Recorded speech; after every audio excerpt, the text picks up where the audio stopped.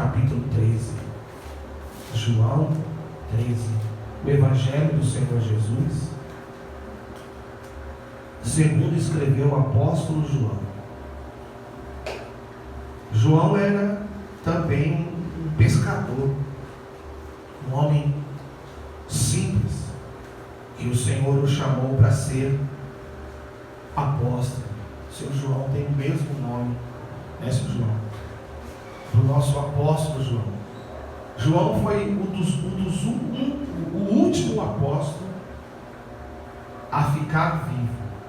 Todos morreram antes dele. Morreram crucificados, tiveram suas cabeças cortadas por espadas, sofreram as perseguições que os cristãos sofriam naquela época. E João estava preso no final do seu ministério numa ilha chamada Patmos, na Grécia. Ali ele estava preso, e foi ali que ele escreveu a carta da Apocalipse, Revelação. Então vamos ver o que João relatou nesse capítulo 13, no versículo 21, para nos ensinar. Vamos ver o que ele escreveu. Nós vamos ler algumas coisas hoje que vai ser muito interessante para a nossa vida. Eu vou começar pelo versículo 31. Tendo ele, pois, saído, disse Jesus: agora é glorificado o Filho do Homem, e Deus é glorificado nele. 33. Filhinhos, ainda por um pouco estou convosco, vós me buscareis, e como tinha dito aos judeus, para onde eu vou, não podeis vós ir, eu vou-lo digo também agora. Versículo 36. Disse-lhe Simão Pedro: Senhor, para onde vais? Jesus lhe respondeu: para onde eu vou, não podes agora seguir-me, mas depois me seguirás. Disse-lhe Pedro: por que não posso seguir-te agora? Por ti darei a minha vida. Respondeu-lhe Jesus: tu darás a tua vida por mim? Na verdade te digo, que não cantará o galo, enquanto me não tiveres negado 3 vezes. Jesus aqui, bom dia Pedro, bom dia Gabi, estava dando as últimas instruções aos seus discípulos. Ele estava naquele momento crucial, aonde ele passaria a maior aflição que ele passou, que um ser humano pôde passar na vida. Até hoje ninguém passou o que Jesus passou, e ninguém poderá passar por isso. Porque imagine, ele sendo Deus, porque antes dele descer na terra e foi colocado dentro do ventre de Maria, a mãe de Jesus se chama Maria, e ela era virgem. Ela não teve contato com seu esposo José, que era o José carpinteiro. Ela não teve intimidade com ele. Ela fica grávida, mesmo sendo virgem, porque o Espírito Santo gerou Jesus no ventre de Maria. Então ele era, e é, naquela época, ao mesmo tempo, Deus no corpo de um homem. Deus no corpo de um homem. Por ele estar no corpo de um homem, ele sofreu tudo o que nós sofremos no dia a dia, só que ele passou por muito mais, porque a qualquer momento ele poderia falar: estou indo embora. Mas ele teve que renunciar, mesmo tendo todo o poder, para se livrar daquilo que ele ia passar, mas em obediência ao Pai, ele perseverou. Então, quando ele dá essas últimas instruções, ele falou: para onde eu vou, vocês não podem ir agora. Jesus estava dizendo do quê? Da sua morte, depois da sua ressurreição. Jesus não estaria mais com eles fisicamente, Jesus morreria numa cruz, seria crucificado, depois ao terceiro dia ressuscitaria, como ressuscitou. 40 dias ele ficou andando em Jerusalém, dando testemunho da sua ressuscitação, e depois ele subiu aos céus. Então Jesus disse: para onde eu vou, vocês não podem ir. Ou seja, vocês não podem passar pelo sofrimento que eu vou passar. O que Jesus passou foi por mim e por você. Naquele momento Jesus disse para eles: vocês não podem ir. E Pedro falou: mas Senhor, por que eu não posso ir? Jesus falou com ele de novo: agora você não pode. Um dia você vai poder. Jesus estava falando do quê? Depois da morte do servo de Deus, da serva de Deus, um dia iremos para o mesmo lugar que Jesus estava. Mas naquele momento Pedro queria ir. Jesus falou: você não pode. Aí Pedro falou: mas eu daria a minha vida por ti. E Jesus repreendeu ele e falou: você daria a sua vida por mim? Antes do galo cantar hoje, você vai me negar 3 vezes. Porque nenhum ser humano poderia fazer o que Jesus fez. Nenhum ser humano poderia passar por aquilo que ele passou, porque o Pai o capacitou, o fortaleceu, e ele, sendo Deus, suportou. Lembra lá atrás, quando ele foi batizado com 30 anos no Rio Jordão, seu primo João Batista batizou. Quando ele sai do rio, o Espírito Santo vem até ele. O Espírito Santo leva Jesus para o deserto, para ele ser tentado por 40 dias e 40 noites por Satanás. E ali o Senhor Jesus estava em jejum absoluto, 40 dias de jejum. Ele estava se preparando por tudo que ele ia passar durante 3 anos e meio de ministério, para que ele suportasse toda a tentação, para que o plano de salvação do Pai para a humanidade não fosse interrompido. Então Jesus estava num momento crucial. Ele ia para o jardim do Getsemane, que significa lugar da prensa. Getsemane, essa palavra significa lugar da prensa. Era ali que era prensado a oliveira, a oliva. Ali no Getsemane se prensava a oliva, a azeitona, para sair o óleo, o azeite. Então, o que aconteceu com Jesus no Getsemane? Ele foi prensado. Como, pastor? Ali foi a maior luta travada que Jesus teve, porque houve um momento ali que Jesus pedia para eles orar. Pedro, Tiago e João, os 3 apóstolos líderes eram esses: Pedro, Tiago e João, os líderes da igreja. Depois veio Paulo. E eles, quando Jesus voltava, eles estavam dormindo. Jesus precisou orar 3 vezes. A agonia era tanta. Eu te faço uma pergunta: você acha que Jesus precisava orar 3 vezes por qualquer situação? Não. Ele orava uma vez só, já estava resolvido. Você concorda comigo? A oração de Jesus sempre foi obedecida pelo Pai, honrada pelo Pai. Jesus orava ao Pai e o Pai falava: está feito. Senhor, cura esse cego, está curado. Senhor, cura esse surdo, está curado.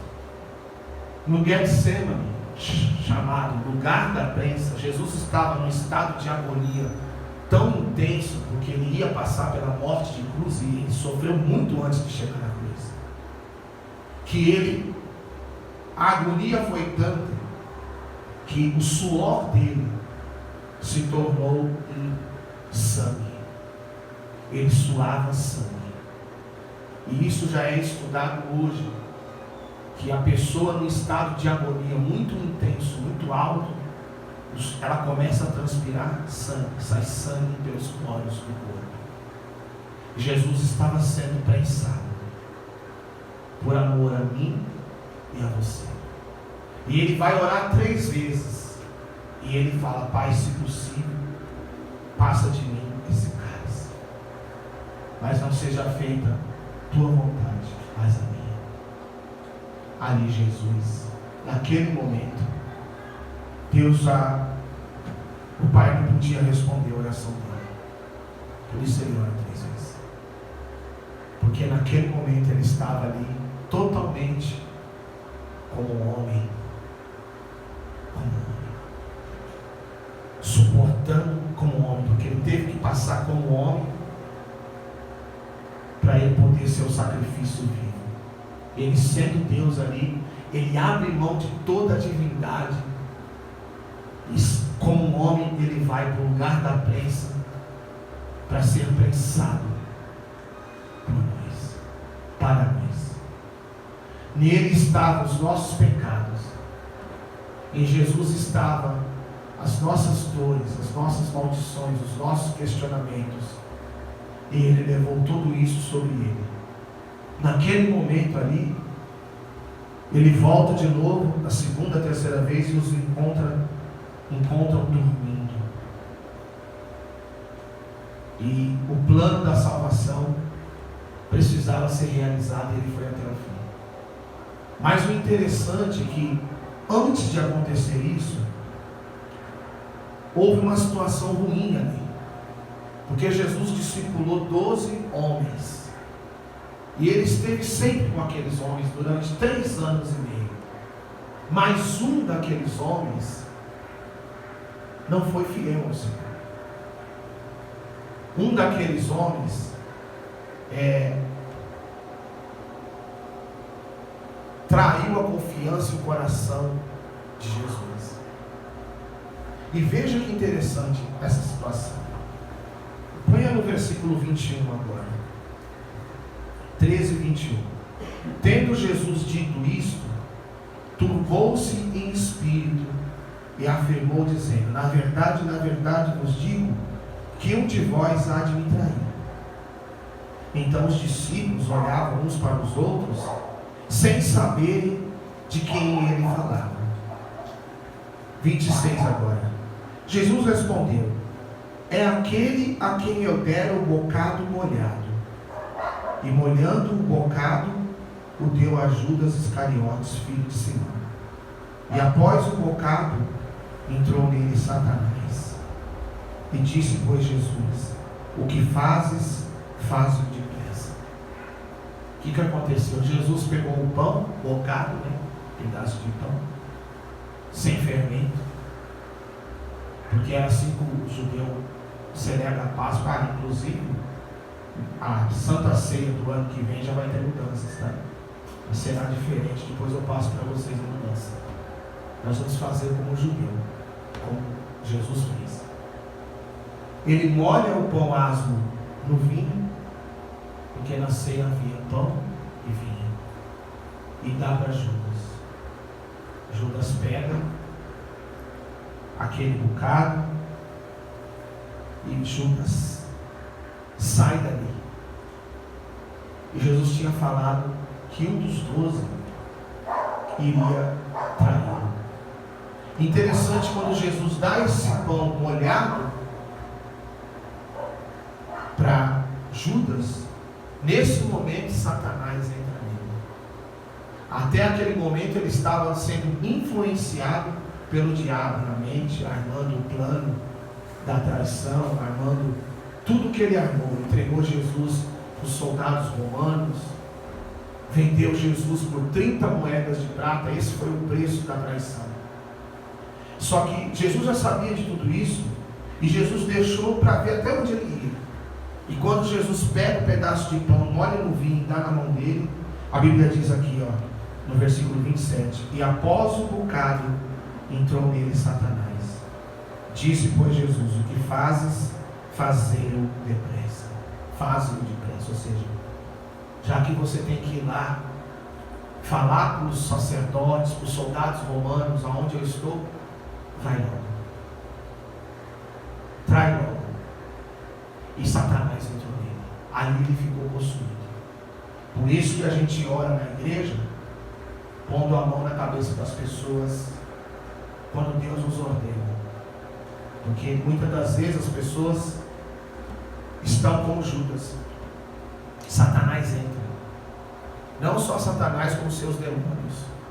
Porque, não sei se você conhece a história bíblica, Um terço dos anjos que estavam no céu seguiram Satanás, a rebelião de Satanás.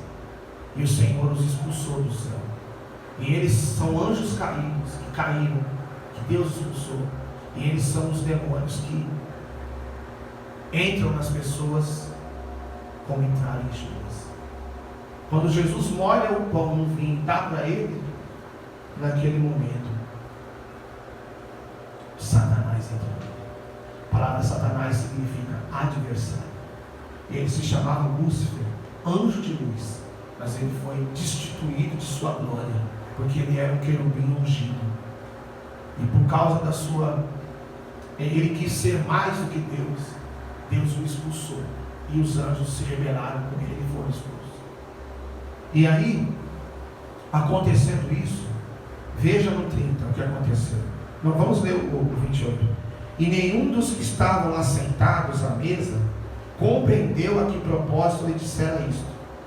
Porque como Judas tinha a bolsa, pensavam alguns que Jesus tinha dito: compra o que nos é necessário para a festa, ou que desse alguma coisa aos pobres. Judas era o tesoureiro do grupo. Ele carregava a bolsa. Que bolsa, pastor? A bolsa que era colocada nas ofertas. Judas era o tesoureiro, era ele o responsável do grupo dos 12 que estavam debaixo da liderança de Jesus, que ele administrava as finanças que eram ofertadas a Jesus. Não pense você que Jesus, onde ele pregava, ele não tinha ajuda, porque as pessoas ajudavam. Tinham ofertas naquela época que eram dadas a Jesus. Tinham dízimos que eram trazidos para ele, para o ministério. Judas era o que carregava a bolsa. Então os apóstolos pensaram: bom, como é ele que carrega a bolsa, e é ele que administra o dinheiro dos dízimos das ofertas, então pode ser que Jesus pediu para ele sair, para ele comprar alguma coisa que está precisando para a nossa ceia. Mas não era nada disso. Ali ele já estava saindo. Satanás entrou nele, ali ele ficou possesso. Satanás tomou o corpo dele e foi cumprir o plano da traição. Ali ele sai para se encontrar com o sacerdote supremo, sumo sacerdote Caifás, junto com os outros sacerdotes que estavam na sua tumba. Fala onde Jesus estaria. Ele fala claramente: ó, Jesus vai estar no jardim de Getsêmani. É ali que ele vai estar. E ali Jesus estava sendo prensado, passando pelos momentos, o momento mais difícil da vida dele, porque ali o Senhor Deus deu sempre a escolha para o ser humano. Deus nunca vai lhe obrigar a fazer nada, nem você nem eu. Ele vai deixar para você a escolha do caminho correto ou do caminho errado. Nós que decidimos por qual caminho queremos ir. Nós que decidimos. E Jesus tinha o poder da decisão naquele momento. Ele podia dizer: Pai, não quero passar por nada disso. Mas aí o plano da salvação não seria concretizado. Ou seja, Jesus não retrocedeu. Jesus não parou. Ele foi prensado. Então tem momentos na vida da gente que nós somos prensados. Somos confrontados por Deus. Somos colocados na parede, à prova, para ver se nós vamos resistir ou não. Se nós vamos passar na prova ou não. Se nós vamos afinar ou se nós vamos continuar. Jesus passou por tudo isso e ele não afinou. Ele enfrentou. Ali Jesus, como homem, suou sangue. Pediu ajuda para os três apóstolos que eram responsáveis pela direção do grupo, Pedro, Tiago e João. E quando Jesus volta, pelas 3 vezes que ele pediu para eles orarem, eles estavam dormindo. Lembra que Pedro falou lá atrás que daria a vida por Jesus. Ninguém dá a vida por ninguém. Só Jesus deu a vida por nós. Hoje talvez até pode ser que uma mãe fale: em vez do meu filho eu prefiro eu. Não é assim, mãe, não é assim. Em vez do meu filho, da minha filha, eu prefiro eu. Mas o que Jesus passou, nenhum de nós suportaríamos. Então ele estava num lugar chamado Jardim do Getsemane, o lugar da prensa. E ali ele foi prensado. Daqui a pouco chega Judas com aquele povo todo atrás, e Judas disse, perguntaram para Judas, ô Judas, como que nós vamos saber quem é ele? Porque era de noite, né? Era de noite, você viu ali que Judas saiu de noite, você percebeu aqui? Aqui, ó. Versículo 30. E tendo Judas tomado o bocado, 13:30, saiu logo, e era já noite. Então era difícil reconhecer Jesus ali, porque eles estavam com roupas, né? E era de noite, escuro, não tinha luz igual hoje, luz pública. Era a luz que tinha do sol, né? que já não era mais sol. À noite só, a lua que estava lá, e as estrelas. Aí Judas falou, aquele que eu der um beijo, esse é ele. Então veja que Jesus, em tudo isso que ele passou, mesmo sendo um deles que estavam ali, próximo a ele, ele enfrenta tudo isso, passa por tudo isso, e ele continua até o final. Isso significa para nós várias lições, entre uma delas, a perseverança, a dedicação, a excelência na sua vida, a diligência, o esforço. E você nunca desistir. Nunca desistir. Jesus, sendo prensado, não afinou, não arregou. Ele continuou, ele disse, eu vou fazer o que o meu pai me pediu. E depois eu vou viver o que o meu pai tem para mim. Então por isso que ele disse aqui no versículo 31. Tendo ele, pois, saído, disse Jesus, agora é glorificado o Filho do Homem, e Deus é glorificado nele. Jesus disse, agora sim, eu serei glorificado. Porque agora o apóstolo que o traiu, o traidor, foi fazer o que tinha que fazer. Então agora eu estou próximo do plano do Pai se completar. Eles virão aqui, vou ser levado, vou ser preso. E ele sabia que ele poderia sair dali a hora que ele quisesse, porque ele era Deus ao mesmo tempo. Ele era Deus ao mesmo tempo e é Deus. E ele resistiu a tudo isso, se destituiu da sua glória e disse, eu vou passar por isso. Então veja que ele fala que naquele momento ele seria glorificado. Ele estava dizendo que tipo de morte ele ia passar, e depois ia ressuscitar, e depois de 40 dias ia subir aos céus, está sentado à destra de Deus, à direita, à destra, à direita de Deus.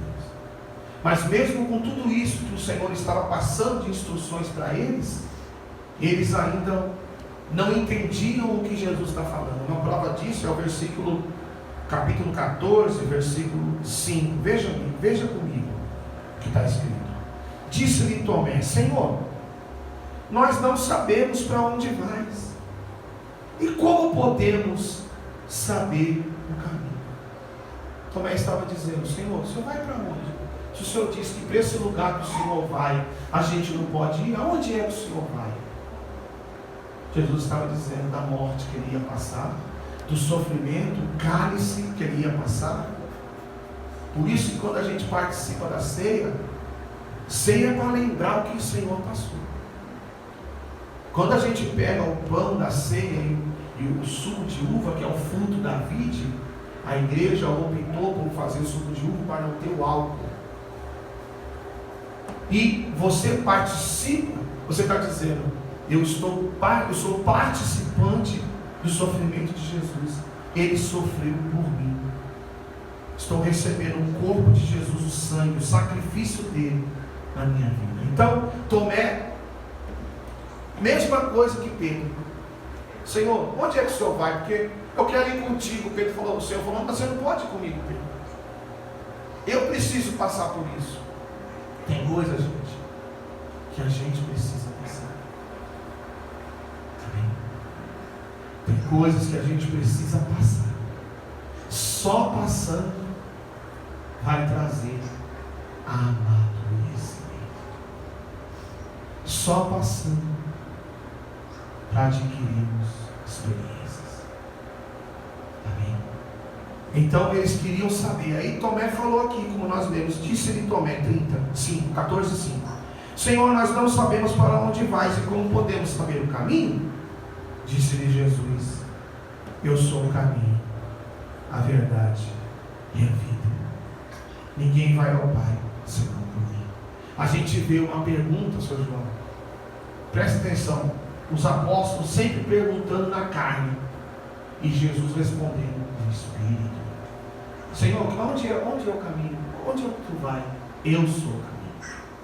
Eu sou a verdade e a vida. Ele estava falando de outro caminho, o caminho da salvação. E eles queriam um caminho físico, um lugar físico. Onde é que o Senhor vai estar? Que sala o Senhor vai estar? Que casa o Senhor vai estar? Não. Eles não entenderam o que Jesus estava dizendo. Eu vou passar tudo isso por vocês, por toda a humanidade, os que nasceram antes da gente, e os que vão nascer depois de nós. Amém? Jesus pagou todo esse preço. Continuando, 7, Jesus disse, olha o que Jesus disse, ó: se vós me conhecesseis a mim, também conheceríeis a meu Pai, e já desde agora o conheceis e eu tenho visto. Jesus está dizendo, se verdadeiramente vocês me conhecessem, vocês saberiam o que eu estou falando para vocês. Veja que muitos deles não sabiam o que Jesus estava falando, do plano da salvação. Então a gente precisa se esforçar, entrar no espiritual, viver no Espírito, para entender o que Jesus está passando para nós. Porque muitas das vezes nós oramos, Jesus fala com a gente está assim, ó. Que é isso, Senhor? Não estou entendendo nada. Por quê? Porque nós estamos na carne. Jesus está no Espírito. Veja que diálogo. Disse-lhe Felipe, olha lá, agora é outro. Quem foi que perguntou primeiro lá atrás que a gente leu? Pedro. Aí depois Tomé. E agora Felipe. Disse-lhe Felipe: Senhor, mostra-nos o Pai, o que nos basta. Disse-lhe Jesus: estou há tanto tempo convosco e não me tendes conhecido, Felipe. O que ele quis dizer? Estou com vocês há tanto tempo e vocês ainda não sabem quem eu sou? Quem está entendendo? Está entendendo? É como você caminhar há tanto tempo com alguém e você não sabe quem é a pessoa. Pode desligar, filho, senão pega na criança. Quem está entendendo? Diga glória a Deus. Gente, a árvore é conhecida pelos frutos. Pedro queria ir, Jesus falou: você não pode. Aí Pedro falou: eu dou minha vida por ti, Senhor. O Senhor falou: dá a sua vida. Hoje o galo vai cantar e antes dele cantar 3 vezes você me nega. Tomé: Senhor, mostra-nos o caminho. Eu sou o caminho, a verdade e a vida, Tomé. Resposta do Espírito. Aí vem Filipe: Senhor, mostra o Pai. Eles não percebiam que o Pai estava em Jesus, porque o Pai e Jesus, espiritualmente falando, é um só. Em pessoa, cada um é um, mas espiritualmente, o Pai, o Filho e o Espírito Santo é um só. Porque o Pai, o Filho e o Espírito concordam em tudo. Por isso a comunhão trina, a Trindade.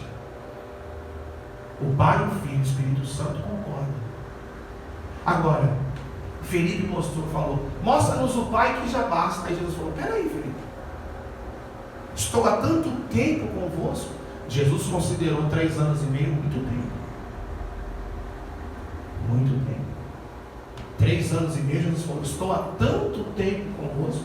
Porque Jesus começou seu ministério com 30 anos, que ele foi batizado no Rio Jordão, o Espírito Santo veio sobre ele, com forma corpórea de uma pomba, e ali ele comissiona os apóstolos. Depois, quando ele volta, ele já sai comissionando. Ele vai para a tentação do deserto, 40 dias, depois ele volta e começa, vem Mateus, vem Simão Pedro, vem João, vem Felipe, vem Tomé, vem Judas, vem Natanael, começa a formar os 12. Então Jesus está falando, peraí, vocês estão há 3 anos e meio comigo, tanto tempo, e vocês ainda não sabem quem eu sou. Gente, vocês conhecem o Deus que vocês servem? Nosso Deus é um Deus grande, um Deus maravilhoso, um Deus que deu a vida do Filho para me salvar e para te salvar. Esse é o Deus que nós conhecemos. E Jesus ficou admirado porque ele perguntou, mostra-nos o Pai. Continuando, a resposta de Jesus agora para Filipe, continuando a resposta, não crês tu que eu estou no Pai e que o Pai está em mim? Jesus está falando de comunhão. Ô Filipe, você não crê que eu estou no Pai e o Pai está em mim? O que significa isso? Se eu estou ali e ali está em mim, nós somos o quê? É o mistério que existe do marido e a mulher. A Bíblia diz que os dois são uma só carne. Está entendendo? Por isso Jesus respeita e ama o casamento. Porque no casamento, e quem casa não é a igreja, quem casa é o cartório. Quem casa é o cartório. A igreja abençoa. Casamento é cartório. Igreja dá a bênção. Eu, como sacerdote, dou a bênção. Um dia a noiva, que somos nós, a igreja, vamos nos casar com o noivo. Será um encontro da igreja com o Senhor Jesus. Ele é o noivo, nós somos a noiva. Aí nós seremos um. Jesus já era o Pai. E o Pai já era um com Jesus. E se você andar no Espírito, você vai ser um. Se eu andar no Espírito, seremos um também, junto com o Pai, com o Filho e com o Espírito Santo. Você está entendendo por que o Pai mandou o Espírito Santo depois que Jesus subiu? Porque Ele está preocupado que nós sejamos um também. Quem recebe o Espírito Santo, recebe o Espírito que habita em Deus, o Espírito que habitou em Jesus e que habita nele ainda. E esse mesmo Espírito habitará em nós. Poderemos somente ser um quando receberemos desse Espírito.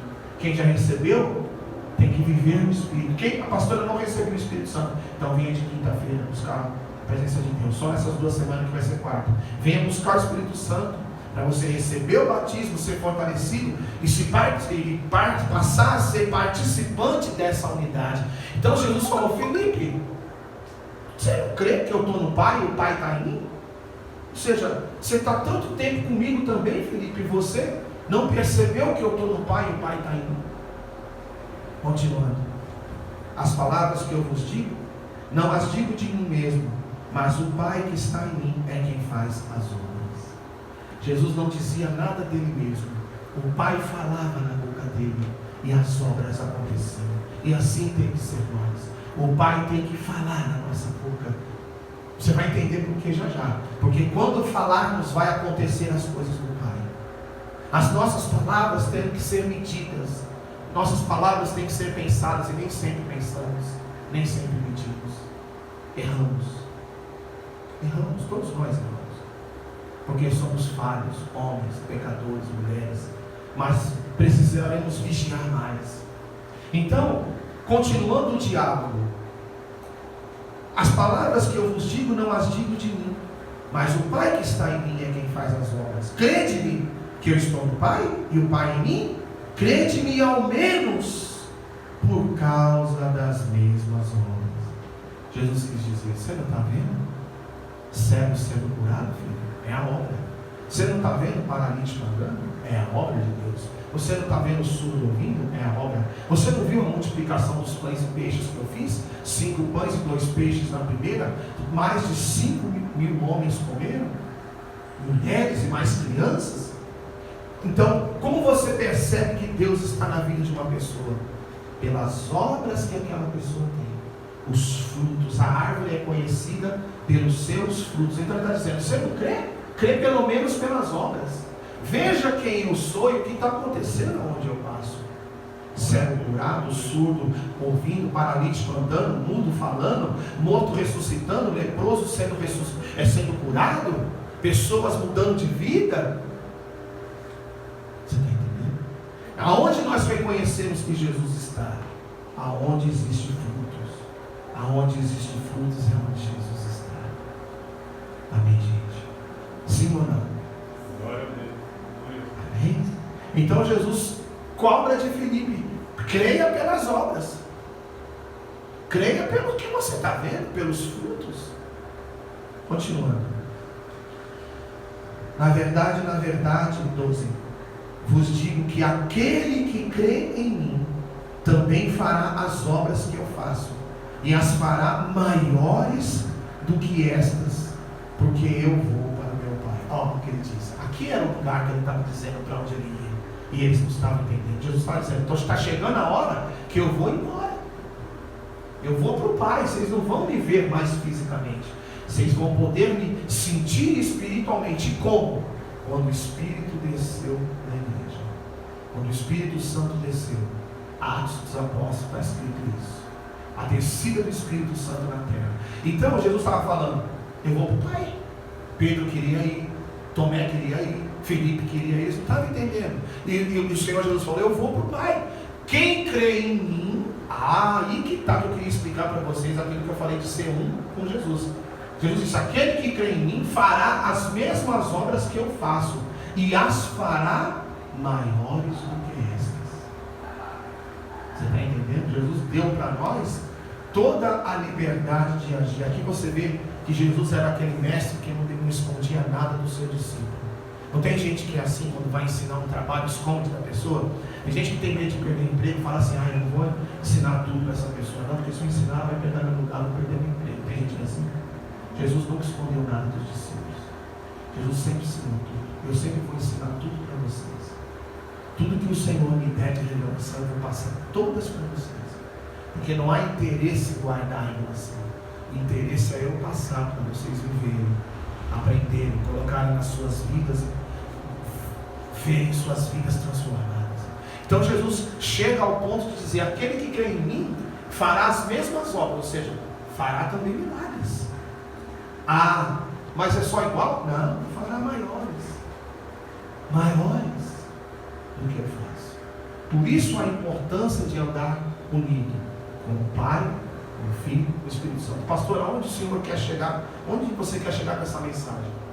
Que a gente precisa ter unidade.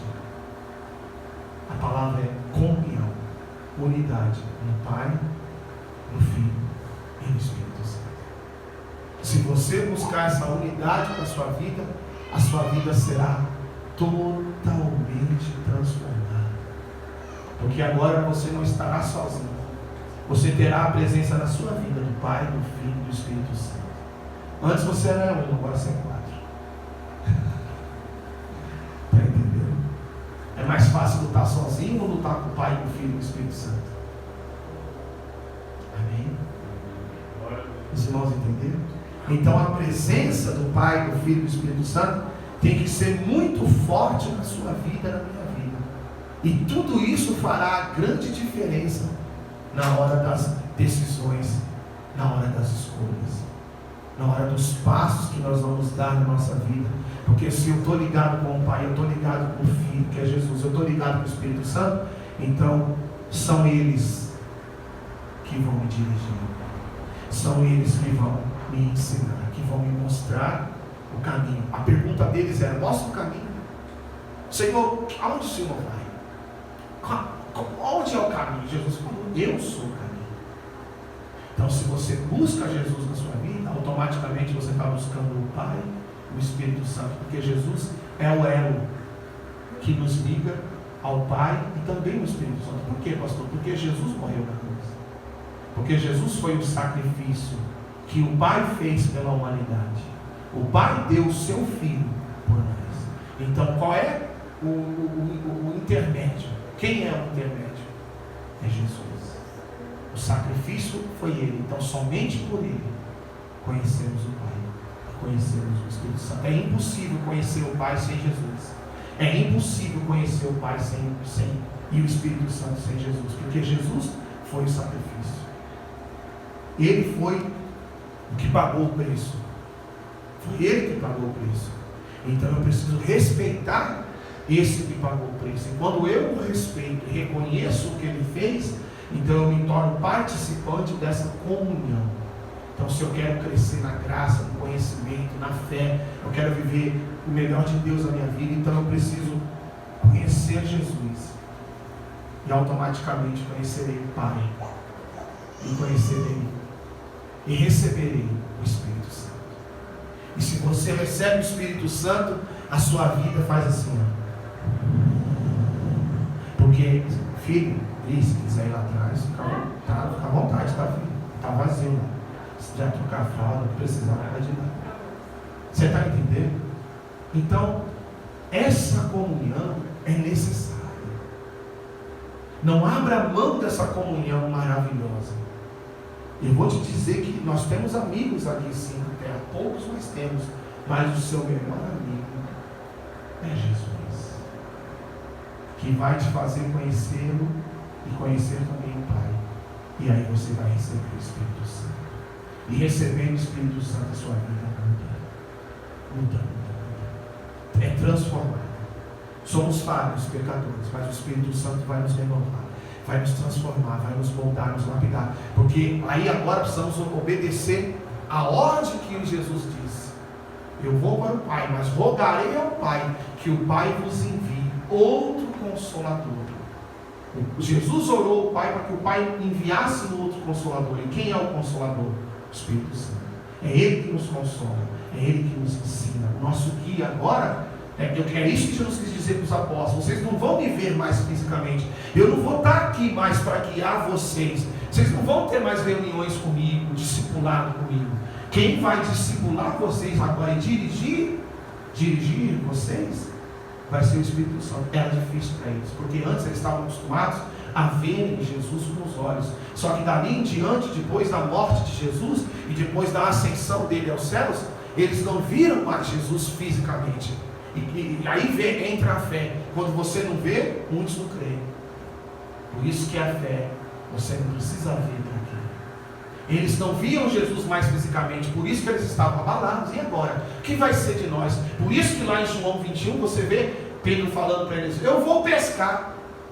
E todos falando: nós vamos contigo. Ou seja, vou voltar para o mundo, vou voltar a fazer as coisas que eu fazia, vou voltar àquela vida lá atrás.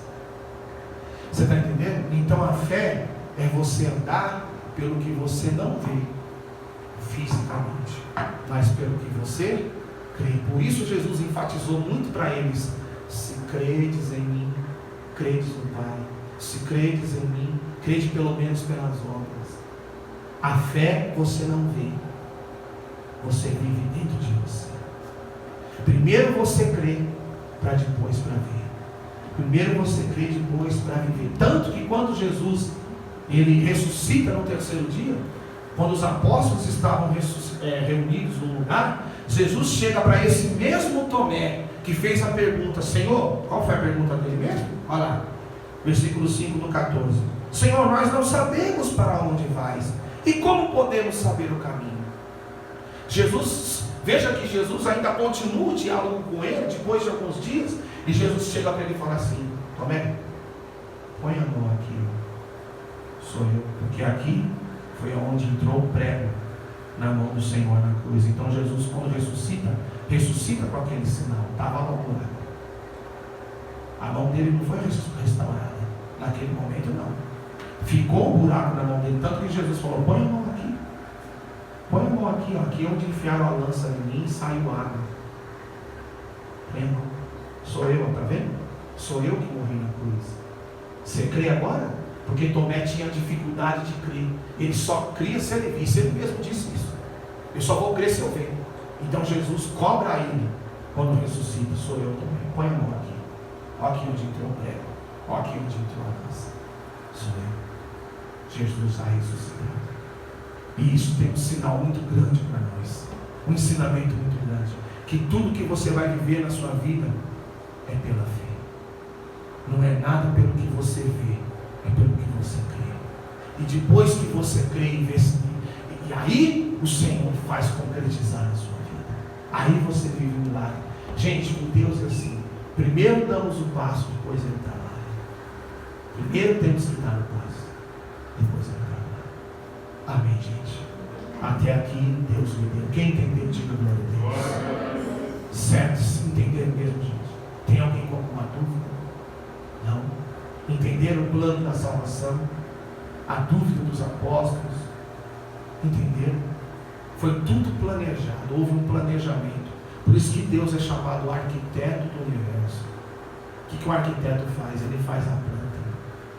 Ele arquiteta a construção, a casa. Né? O arquiteto faz isso, ele tem esse poder quando ele se forma em arquitetura, ou ele ou ela, de fazer projetos. Então o que Deus fez? Ele fez um projeto de salvação para a humanidade. Quem era a peça-chave desse projeto? O seu Filho Jesus, o seu próprio Filho. Por isso que quando não há ninguém que ainda na terra, que já existiu, existe agora ou vai existir, que possa ofertar mais do que o Pai. Porque qual foi a oferta do Pai? Foi o Filho por nós. Por isso, quando você vier ofertar na igreja, quando você vier dizimar, lembra que a sua oferta é apenas um plano de Deus para a obra. É apenas um plano. A sua oferta, se é R$1, é plano. Se ela é R$5.000, é plano. Se ela é R$20, é plano. Nunca se gabe da oferta que você dá. Nunca se gabe do dízimo que você dá. Porque nenhum de nós, dizimando ou ofertando, faremos igual ao Pai. Ele deu a sua maior oferta e doeu para Ele. Porque na hora que Jesus foi crucificado, Ele vira as costas no trono, para não vir aqui. Porque ali o seu filho estava passando pela maior dor que o homem poderia passar. E Ele sente isso. Ele sente isso. Foi tanta glória depois, que quando Jesus ressuscita, a Bíblia diz que naquele dia, naquele dia que Ele morreu, que Ele entregou o Espírito na cruz, Ele diz, está consumado. Houve trevas na terra. Era 3 horas da tarde, ficou tudo escuro. E a Bíblia diz que eles começaram a ver corpos de pessoas mortas, que já haviam morrido, que saíram dos sepulcros e começaram a andar na cidade. Quem já viu sobre isso? Tudo isso aconteceu para testificar que Jesus era o Messias. Era o Messias.